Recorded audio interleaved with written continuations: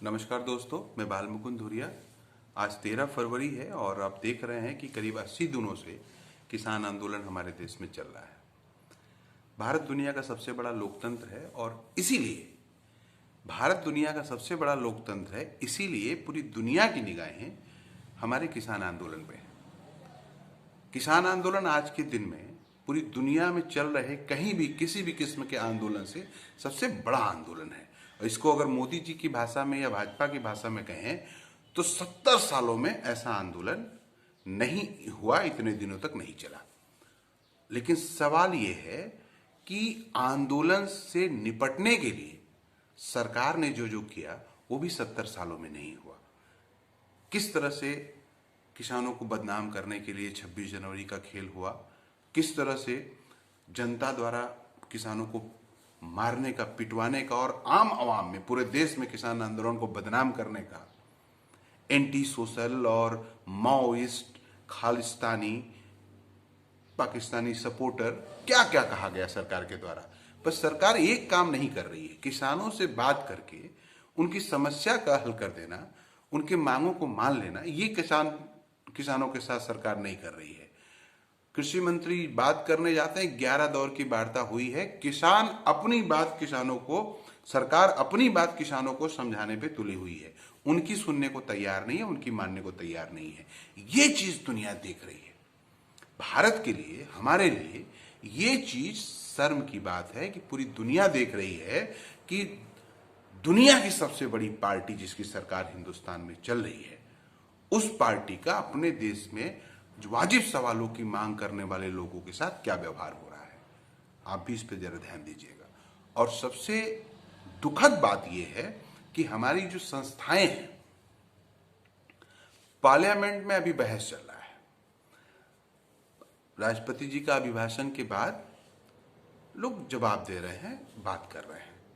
और हमने देखा, आपने भी देखा होगा कि किस तरह से कांग्रेस के राहुल गांधी जी, टीएमसी के महुआ मोइत्रा जी, आरजेडी के मनोज झा जी, आपके संजय सिंह जी और तमाम पॉलिटिकल पार्टी के लोगों ने, विपक्ष के लोगों ने अपनी बात रखी। बहुत ही खूबसूरती के साथ लोगों ने कहा कि सरकार आप गलत कर रहे हैं, किसानों के साथ आपका ये व्यवहार एकदम नाजायज है। किसान बैठा है धरने पे, आप उसके चारों तरफ कटीली तार लगा दे रहे हैं, कीलियां लगा दे रहे हैं और क्या कुछ नहीं किया आपने, ये पूरा देश देख रहा है। ये नितांत ही गलत है, सबने सरकार को कहा।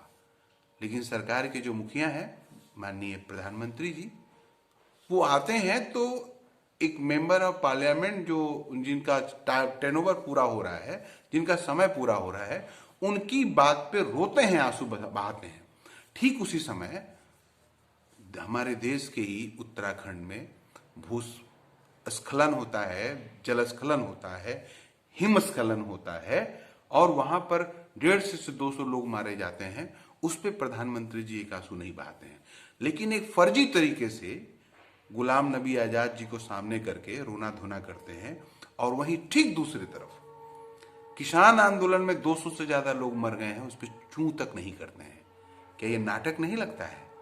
किसान आंदोलन को मजाक बना दिया है। आंदोलन जीवी तो ये तो वो, पाकिस्तानी, खालिस्तानी, अल्बर नक्सर, तमाम तरीकों से संसद के भीतर विपक्ष के सवालों का जवाब देने के बजाय चुटकी ले रहे हैं, मुस्की काट रहे हैं प्रधानमंत्री जी। ये दुनिया देख रही है।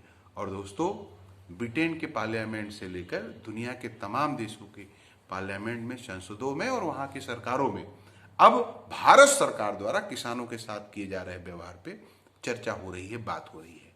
वो हमारा क्या करेंगे नहीं करेंगे इसका मसला नहीं है। वो लोग जो कल कूद रहे थे कि मोदी जी ने पूरी दुनिया में डंका बजा दिया है, आज देख लीजिए इन्हीं के एक्ट से पूरी दुनिया में हमको आपको शर्म चुकाने की स्थिति बन रही है। पूरी दुनिया हम पे हंसने की पोजीशन पे है। पूरी दुनिया में अब तो ये चर्चा चल रहा है कि अंतर्राष्ट्रीय मानवाधिकार संगठन इस सवाल पे हस्तक्षेप करके भारतीय जनता पार्टी की सरकार का किसानों के प्रति जो रवैया है उस पर हस्तक्षेप करे। तो हमारे लिए मसला ये नहीं है कि अंतर्राष्ट्रीय हस्तक्षेप हो ना हो, क्या हो। हमारे लिए मसला ये है कि पार्लियामेंट का भी कोई मतलब रह जा रहा है क्या? विधानसभाओं का तो पहले नहीं रह गया है। उत्तर प्रदेश आप देख रहे हैं, एक आदमी सरकार चला रहे हैं और उनके 11 आईएएस अधिकारी हैं, टीम 11।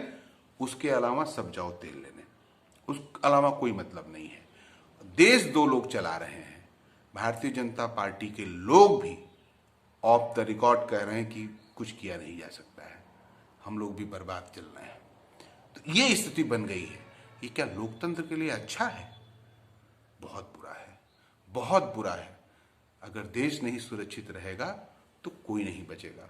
बाकी इस बजट ने दिखा दिया है। इसलिए दोस्तों, सजग रहिए, अलर्ट रहिए, सड़कों पे उतरने पे तैयार रहिए। जान लीजिए कि वक्त सड़कों से तय होगा। अब फैसले सड़कों पे होंगे। ये बात तय हो गई है कि लोकसभा और विधानसभा केवल शोपीस की वस्तुएं रह जाने वाली है हिंदुस्तान में। नमस्कार।